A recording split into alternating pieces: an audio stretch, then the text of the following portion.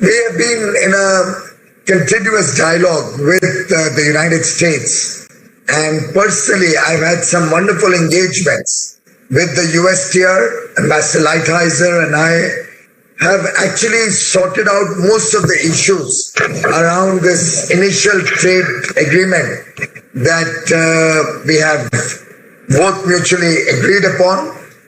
Ideally, we could have announced it during the visit of the president in late February, but I suspect at that time there were a few dots and commas that still needed to be finalized. And soon thereafter, we were all faced with COVID.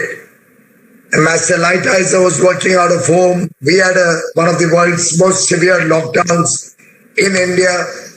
And I suspect we lost valuable time during that period.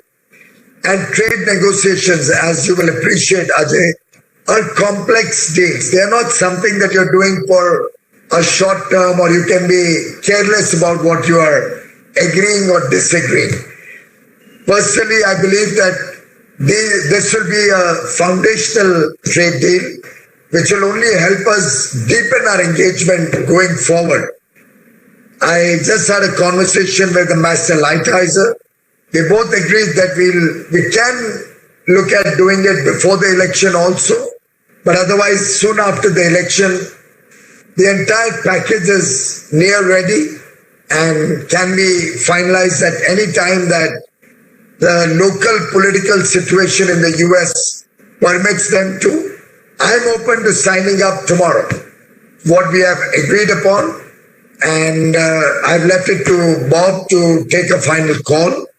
We on India's part believe that it has to be a win-win for both countries. And what we have created, the architecture of the initial deal, I think is in the best interests of businesses, both in the US and India. And it's in the interests of both countries to deepen our strategic partnership with this immediate trade deal. Also because it will open the doors to starting a dialogue on a larger bilateral engagement where we have much more elbow room since it's not on an MFN basis. And I do hope we can quickly move to the next phase of a larger engagement for a free trade agreement. Yeah, I think a larger engagement of FTA, bilateral, Piyush, at the end of the day gives investors predictability and consistency. And you know that's always something that all of us look for. So the fact that you're focused on that is very important. And I think if we can make progress along the way, that's great. But we've got to get that bigger one done, because that, I think, could transform the relationship on the trade front between us. Can I just move a little into that on the supply chain angle? And I think this gets closer to the point that Nelson was making about the trade in goods. I think for India to be a real player in these new changed circumstances, both geopolitical but also the COVID crisis, the conversation has moved to the resiliency of supply chains, not just the efficiency. And I think India can step in and take some advantage of that circumstance and not just allow the realignment of supply chains to move to other markets in Southeast Asia or elsewhere, but probably come a little bit or more so to India as well. Now, that's going to need some effort on infrastructure. It's going to need some effort on policy. And maybe you can give us some insight into what you're trying to do with what sense of urgency around both those topics, so we can delve a little bit into them. Prime Minister Modi is very clear that the COVID crisis has to be converted into an opportunity. We don't want to let this by without some quick effort to really make get the enablers in place and make the Indian economy rise out of the COVID crisis into a period of rapid transformation and growth. Therefore, the first phase of the COVID recovery package, the Atmanirbhar Bharat package, focused more on medium-term and long-term reform, particularly in areas like mining, defense, space technology, the financial and capital markets, agriculture. And to my mind, the government is very clear that we want to convert this crisis into the path for greater global engagement. We believe India can only be an important player in the world economy, in world trade, if we produce to scale, we produce at competitive prices, high quality products, and we ensure the regulatory systems are in place, they are more stable, they are more predictable, more long term in nature. And the entire effort of the government today is to ensure that predictability and stability in regulatory processes. We're looking at the entire compliance burden to demystify it, make it simpler. We are decriminalizing a lot of the laws, even scrapping laws which don't have resonance or relevance in today's modern world. We are seeing how Indian businesses can play a pivotal role in economic progress and trying to get the government out of the lives of businesses in India. Our effort is also to look at easier approvals, easier regulatory processes, and towards that end, we are working to create a truly single window concept where all sorts of approvals of the central government, different regulators, the banking sector, the states and local bodies can all be dovetailed into one common database. And as I was sharing earlier with you, we are looking at creating something like what the Americans are very used to, a common application form for university applications. I have myself gone through that process twice for both my kids, but I loved it. One common application form, like a digital locker which has all your basic information, and then you have the annexures or the addendums which are focused to each college. So Stanford has an essay, Harvard has a question or two, Wharton wants you to sort out some of their queries. Similarly, we are looking at that kind of a database which should be supplemented with annexures going to different ministries or different regulatory approval processes. And I assure you, in the next 6 months, we'll make it as simple as you sitting in America, in your homes, in your offices, using your mouse and being able to come register in India, buy land in India, get all the regulatory approvals. We'll trust you for your self-certification and help you come to India. As far as resilient global value chains are concerned, India is very focused to encourage our industry to be a part of global value chains. This morning, I had a very good engagement with Australia, Japan, and the three of us have agreed on a new initiative towards resilient global supply chains, to begin with in our region and then subsequently internationally. Yeah, Piyush, I think there are two other aspects that I think will remain something that people get concerned about. One of those has to do with global standards. And because various countries, including India, in some cases for very good reasons, in others because it's history, have different standards, labeling requirements, different standards in different industries. What happens for most SMEs actually is that they find it really hard to deal with that because larger companies can still manage and navigate their way through differential standards. SMEs struggle, and SMEs are the growth engine for both India and the United States and many other countries. So have you taken a look at the idea of getting these standards to become more uniform? Is there a way we can be more helpful? Are there some where there is a no-go situation? So let's forget about those, but let's focus on those where we can make progress. How do you feel about that topic? Well, since either was it Mukesh or Nelson who spoke about my being outspoken, I think you are egging me on to speak my mind. Well, I think the United States is the leader of creating non-tariff barriers through these quality control orders and standards. Europe has such extremely impossible to meet standards on several products which work as a non-tariff barrier and create an impediment to free flow of goods and services. I think India has been one of those countries which has not so far used quality control orders or standards as much as we should have. In fact, I was seeing the record. We have not even got 1/10 the number of quality control orders or standards that Europe or the United States have.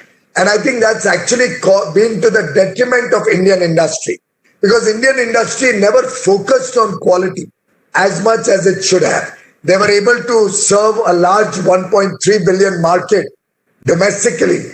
And gradually over the years, India landed up with low quality production bases.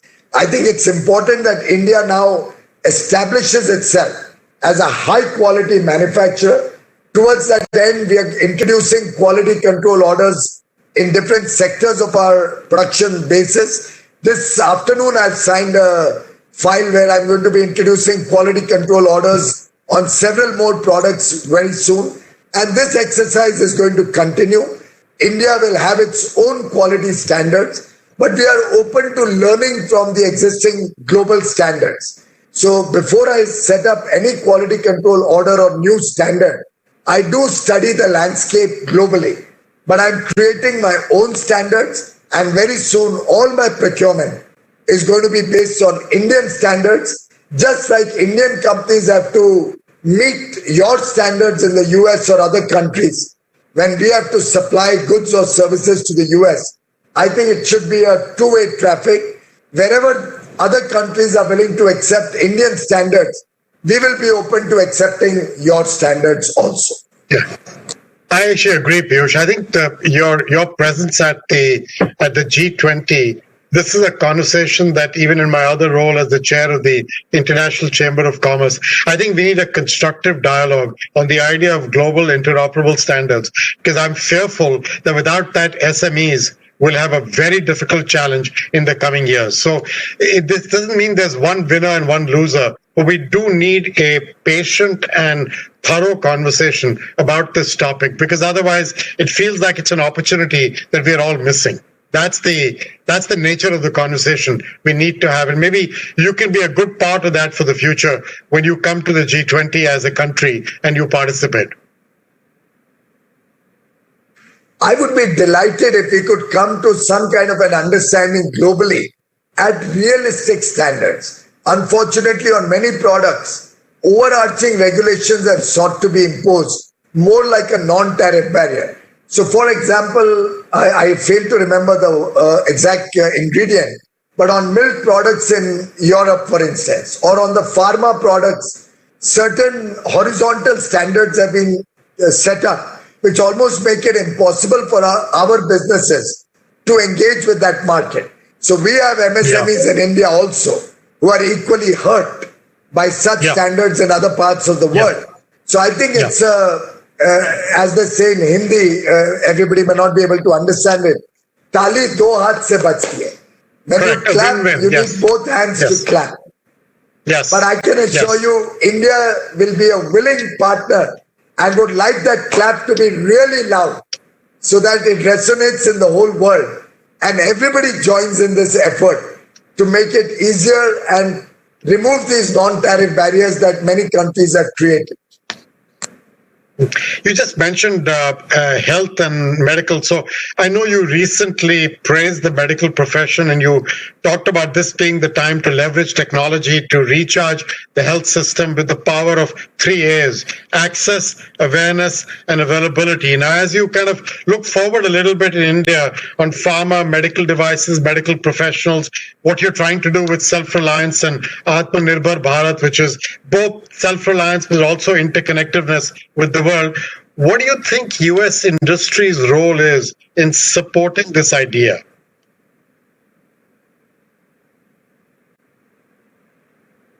Well, I'll just add one more A, and that is affordability. India as a country will also need to look at affordability because it's an important element of our ability to provide medical health care or other services to our large population. And in that, if you want to add another A, it's Atmanirbhar, self-reliance.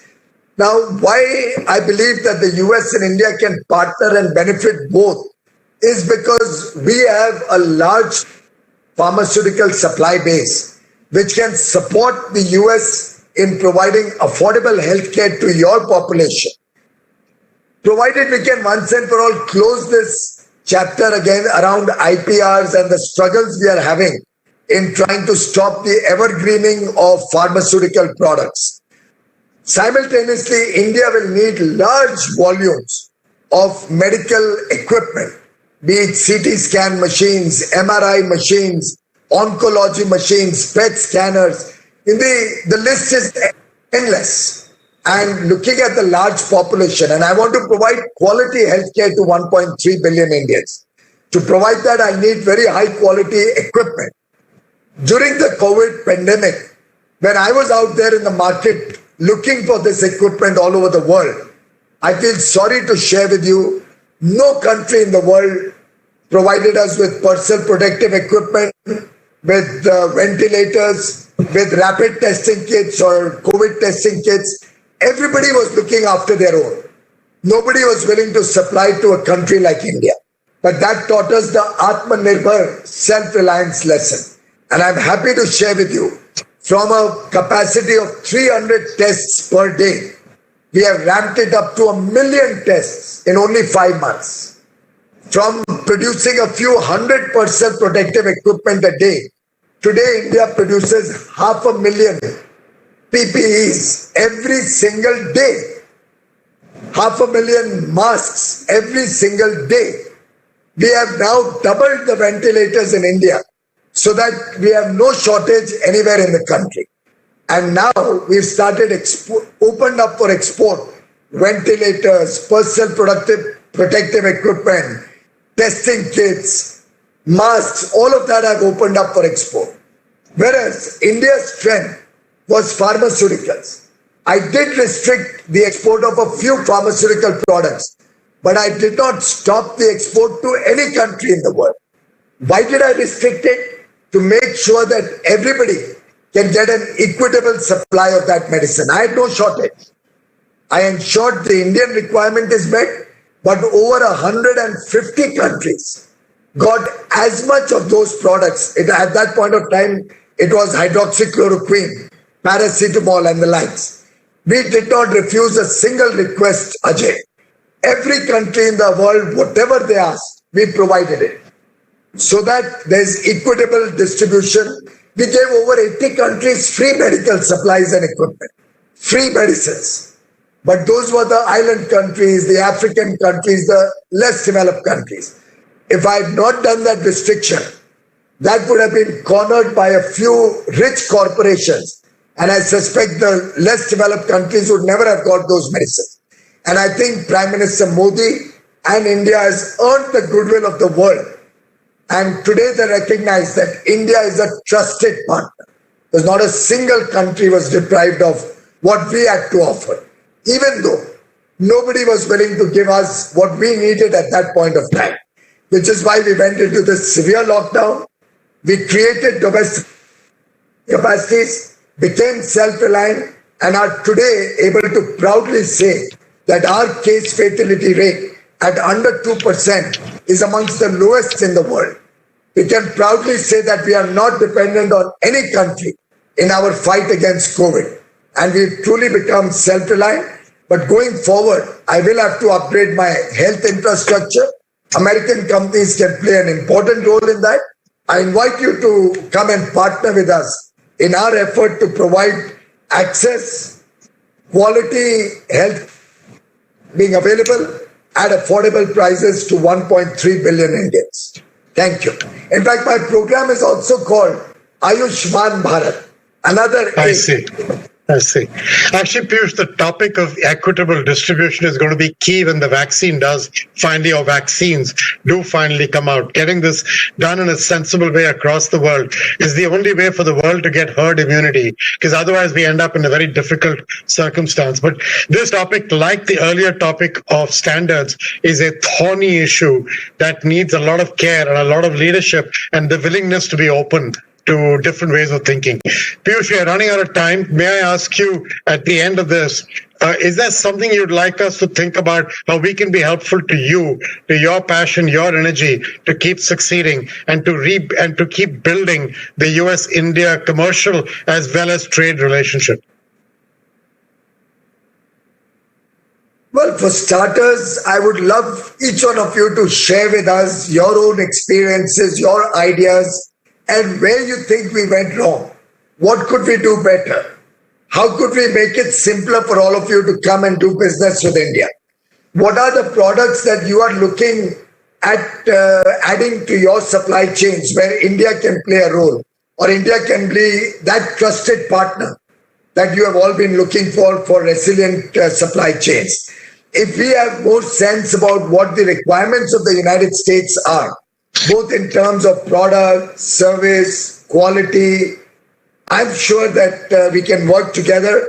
USISPF has an important role to play, acting as a bridge between US businesses, Indian government, and Indian businesses. We want to learn from your experiences in the US. We want to facilitate your corporations and companies to come and work in India. Our doors are open. My time and my attention is available to each and every one of you. Any point of time, I'm happy to engage with subgroups or with your business community to navigate this process on fair and equitable terms. I think that's what's going to be important. As much as you talk to me, I hope you talk to the US government to create that shared prosperity so that we can both work towards a better future for businesses and for people in both our countries. Thank you. Namaskar. Thank you very much. Thanks a lot. Piyush, thank you again for your time. Thank you for your friendship. And may you be healthy, happy, safe, and prosperous always.